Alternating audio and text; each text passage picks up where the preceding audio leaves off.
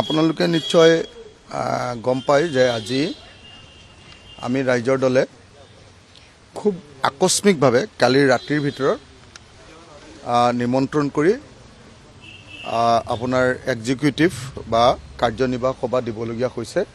কেন্দ্ৰীয় কাৰ্যনিৰ্বাহক সভা অতি জৰুৰীভাৱে দিবলগীয়া হৈছে, কিয়নো কংগ্ৰেছ দলৰ লগত আমাৰ যি বুজাবুজি আছিলে বা এতিয়াও শেষ হৈ যোৱা নাই, কিন্তু কংগ্ৰেছ দলে ৰেছপন্স যিটো কৰিব লাগে ভালকৈ কৰা নাই। আমি যিখিনি আসন বিচাৰিছোঁ মাত্ৰ 15খন, সেইখিনিতো বেছিভাগ তেওঁলোকৰ চইচৰ আসন আমাক দিব খুজিছে। গতিকে গোটেই মিত্ৰতাটো এটা অতি জটিল সন্ধিক্ষণত আহি উপস্থিত হৈছেহি। গতিকে আটাইবিলাক দিশ আলোচনা কৰিবৰ কাৰণে যে কংগ্ৰেছৰ লগত ইয়াৰ পৰৱৰ্তী সময়ত আমি কেনেকৈ আগবাঢ়িম এই সম্পৰ্কে আলোচনা কৰিবৰ কাৰণে আজি জৰুৰী বৈঠক দিয়া হৈছে। আজিৰ সভাখনত আমাৰ কেন্দ্ৰীয় কাৰ্যনিৰ্বাহকে যি সিদ্ধান্ত লয় সেই সিদ্ধান্তই ফাইনেল সিদ্ধান্ত। গতিকে আজি সভাখনত সোমোৱাৰ পাছতহে মই বাকীখিনি কথা আপোনালোকক ক'ব পাৰিম। নহয়, আসনটো তেওঁলোকে আমাক 13খনেই দিব খুজি আছে। আসন তেওঁলোকে আমাক 13খন দিব খুজিছে হা, কিন্তু 13খনেই কৈছে, কিন্তু 13খনৰ 4খনেই আমাৰ নিজৰ 4খন মানে আমি বিচৰা। আৰু আমি যদি সব হৰা চিটত খেলিব লাগে তেতিয়াহ'লেতো আৰু ইলেকশ্যন খেলি লাভ নাই। আৰু আপোনালোকে নিশ্চয় জানে যে 13খন চিটত খেলিবলৈ হ'লে অতি কমেও 8খন চিটত আমি জিকিলেহে তাৰমানে চৰকাৰ গঠনত আমি সহায় কৰিব পাৰিম। মানে 50+ পাব লাগিব ন, নহ'লে চৰকাৰ হ'ব নেকি? 50+ পাব লাগিব। আৰু কংগ্ৰেছে যে 100খন আসন লৈছে 50+ পাব লাগিব, মানে 100খনৰ ভিতৰত 50খন প্লাছ পাব লাগিব। আমি 13খন যদি আমাক দিয়ে 13খনৰ ভিতৰত 8খন প্লাছ পাব লাগিব।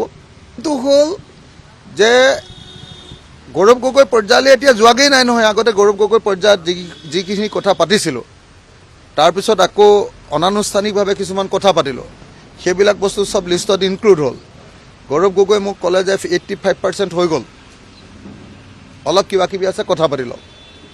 তাৰপিছত আকৌ যিকেইজনে আলোচনাত বহিলে তাৰে কেইজনমানে আকৌ গোটেই ছিটবিলাক বদলাই দিলে আমাক। এইটোত মোৰ কেণ্ডিডেট আছে, এইটোত মোৰ কেণ্ডিডেট আছে, এনেকৈ কৈ। এতিয়া যদি কেণ্ডিডেট নিজৰ থাকে আৰু যদি এলায়েন্সৰ সমূহীয়া কেণ্ডিডেট নাথাকে, কংগ্ৰেছৰ নিজৰ কেণ্ডিডেট মানে সমূহীয়া কেণ্ডিডেট নাথাকে, যদি কংগ্ৰেছৰ কোনোবা লিডাৰৰ নিজৰ কেণ্ডিডেট থাকে, তেতিয়াহ'লে ক'ত এলায়েন্স হ'ব কওক আপোনালোকে? আমাক যে 15টা, আমাকতো 15খন আসন লাগিব। 1 নম্বৰ, এই 15খন আসন আমাৰ চইচত দিব লাগিব ন। মাত্ৰ 15খনহে লৈছোঁ। অসমততো 15খন আসন নাই। অসমততো 126খন আসন আছে। 126খন আসনৰ আমাক 15খন আসন আমাক চইচত লাগে। তাৰ ভিতৰত গৌৰৱে মোক কৈছিলে যে নহয় অখিলদা 3খন আমি চইচত দিম।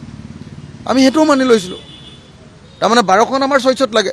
এতিয়া 4খনেই আমাৰ চইচত আহিছে।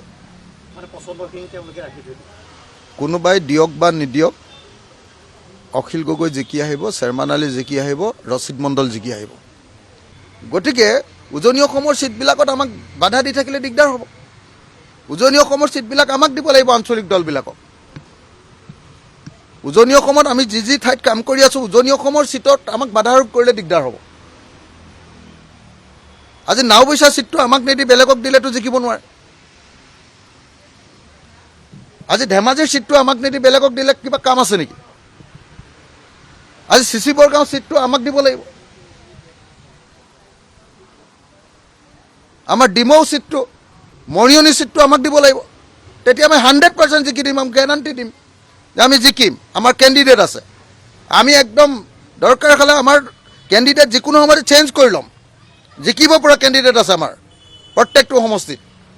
গতিকে আমাক জিকিব পৰা ছিট দিয়ক, আমি চৰকাৰত কণ্ট্ৰিবিউশ্যন দিব খোজোঁ। কংগ্ৰেছৰ প্ৰতি মোৰ আহ্বান এইটো।